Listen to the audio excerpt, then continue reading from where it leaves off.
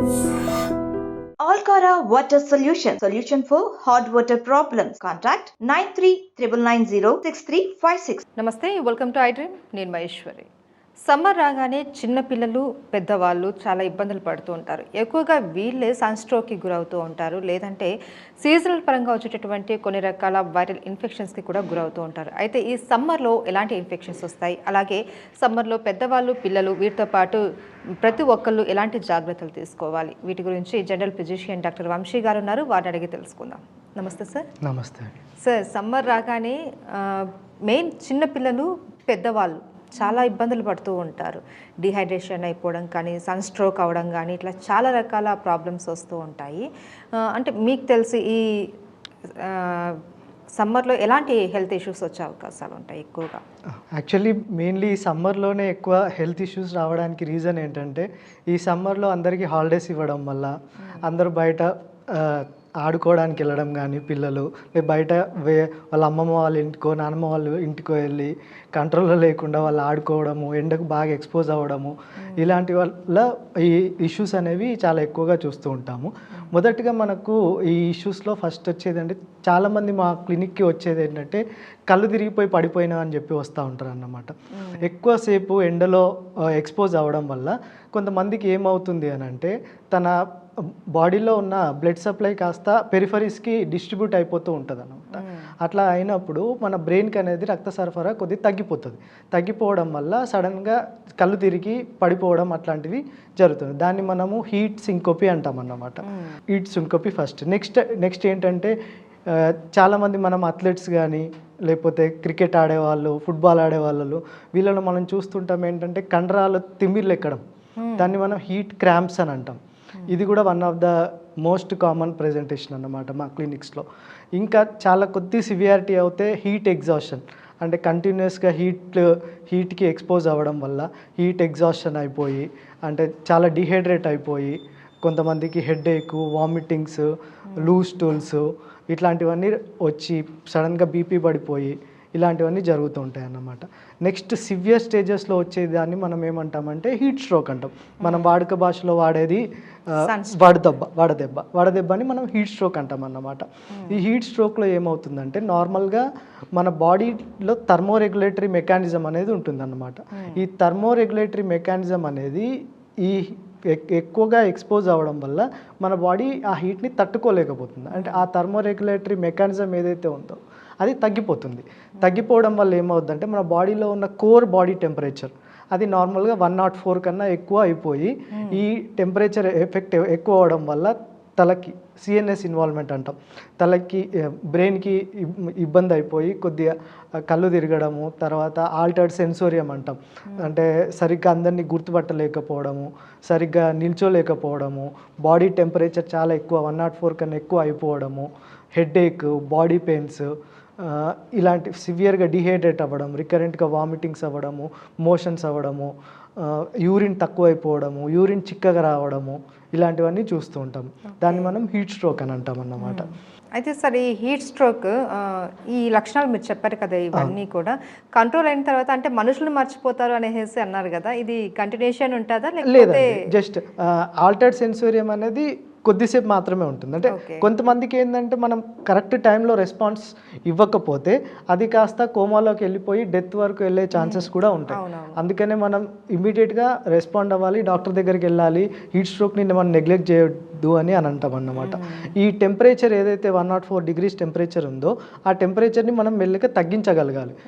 తగ్గియడం అంటే ఎలాగ అంటే, ఏవైతే థిక్ క్లాత్స్ వేసుకొని ఉన్నాననుకోండి, దాన్ని కొద్దిగా స్ట్రిప్ చేసేయడము, దాని తర్వాత బాడీ పైన చల్లటి వాటర్ చల్లడము, తర్వాత ఏసీ రూమ్లో పడుకోబెట్టడము, లేదంటే ఫ్యాన్స్లో పెట్టడం, ఇలాంటివి తడిబట్టతో తుడవడం, కూల్, లేదంటే బాడీ పైన ఐస్ ప్యాక్స్ పెట్టడము, ఇలాంటివన్నీ చేస్తే ఏమవుతుందంటే, బాడీ టెంపరేచర్ అనేది నార్మల్గా 104 నుంచి మనం ఒక డిగ్రీ 2 degrees తగ్గించుకోగలిగితే తన సెన్సోరియం కూడా మెల్లిమెల్లిగా ఇంప్రూవ్ అయ్యే ఛాన్స్ ఉంటుంది. సో ఇవన్నీ ఫస్ట్ ఎయిడ్ కింద చేయాలి.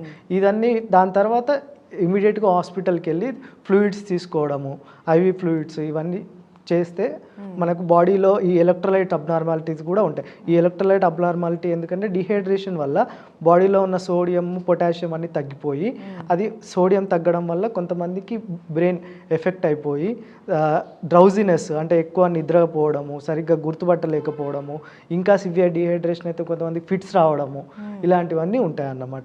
ఇవన్నీ మనం ఇంట్లో మేనేజ్ చేసుకోలేం కాబట్టి ఇమీడియట్గా మనం హాస్పిటల్కి వచ్చి దాని తగ్గట్టు సరిగ్గా ట్రీట్మెంట్ తీసుకుంటే వీటిని మనం నివారించవచ్చు. సార్, ఈ వడదెబ్బ రాకుండా ముందుగా మనం ప్రీవియంట్గా సమ్మర్ రాగానే ప్రతి ఒక్కళ్ళు ఇలాంటి జాగ్రత్తలు తీసుకోవాలి ఇవి అని అంటారు.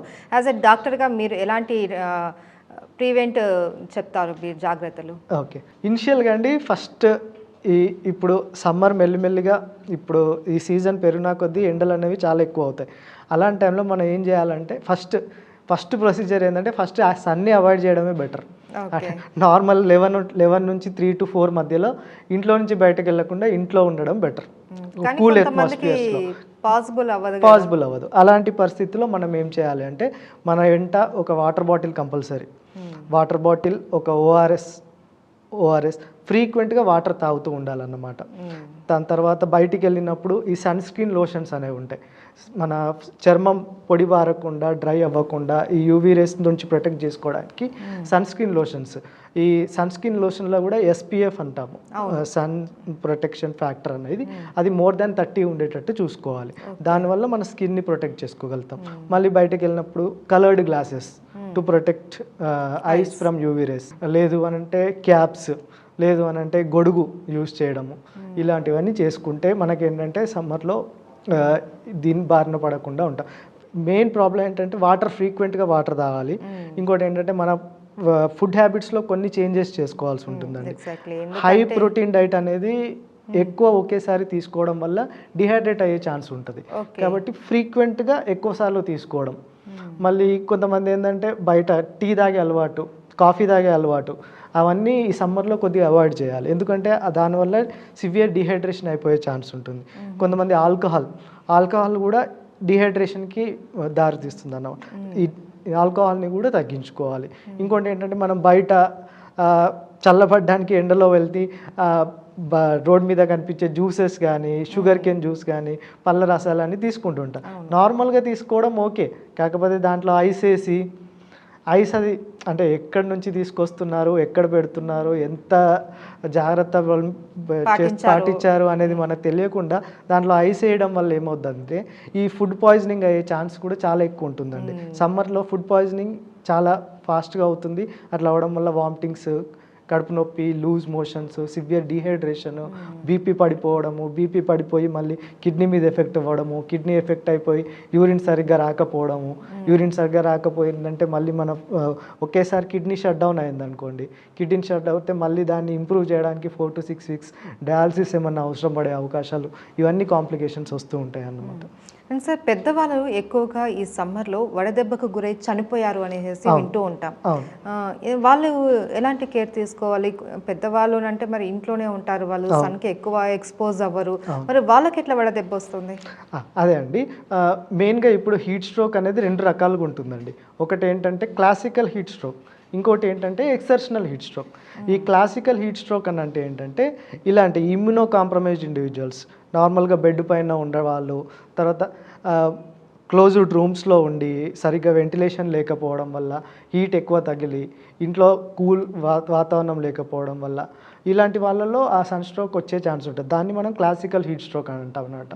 నార్మల్గా ఎక్సెప్షనల్ హీట్ స్ట్రోక్, ఇప్పుడు అథ్లెట్స్ కానీ, మిలిటరీ వాళ్ళు కానీ, వాళ్ళు రెగ్యులర్గా లాంగ్ స్టాండింగ్ అవర్స్ ఎండలోనే పనిచేస్తూ ఉంటారు, ఎండలోనే ఆడుతూ ఉంటారు, వాళ్ళకు వచ్చేదాన్ని మనం ఎక్సెప్షనల్ హీట్ స్ట్రోక్ అని అంటాం అన్నమాట. ఓకే, సో లోపల ఉన్నా కూడా వచ్చే వాతావరణం అది మనకు బయట టెంపరేచర్ రూమ్ టెంపరేచర్ పెరిగిపోవడం, దీనివల్ల ఇలాంటి స్ట్రోక్ వస్తూ ఉంటుంది. రైట్. నార్మల్గా అయితే బాడీ ఏంటంటే అక్లిమేటైజ్ చేసుకుంటుంది. ఇప్పుడు నార్మల్ ఇండివిజువల్స్ ఉన్నాం అంటే చిన్న పిల్లలు కాకుండా, లేకపోతే ఎక్స్ట్రీమ్స్ ఆఫ్ ఏజ్ ఎల్డర్లీ కాకుండా, వాళ్ళు ఏంటంటే అక్లిమేటైజ్ అయిపోతారు అన్నమాట. అక్లిమేటైజ్ అంటే దానికి అలవాటు పడిపోతారు. కొద్ది ఎండ తగిలితే దానికి తట్టుకునే శక్తి ఉంటుంది. ఇప్పుడు ఈ ఎల్డర్లీ పేషెంట్స్ ఎవరైతే ఉన్నారో బెడ్ పైన, లేదంటే చిన్న పిల్లలు, వాళ్ళు ఎక్కువ ఎండకి ఎక్స్పోజ్ అవ్వకపోవడం వల్ల వాళ్ళ బాడీ తట్టుకోలేదన్నమాట. కొద్ది ఎక్కువ ఎండ ఎక్కువైపోయినా కానీ వాళ్ళు తొందరగా ఎఫెక్ట్ అయ్యే ఛాన్స్ ఉంటుంది. Right, okay, thank you so much sir. Thank you.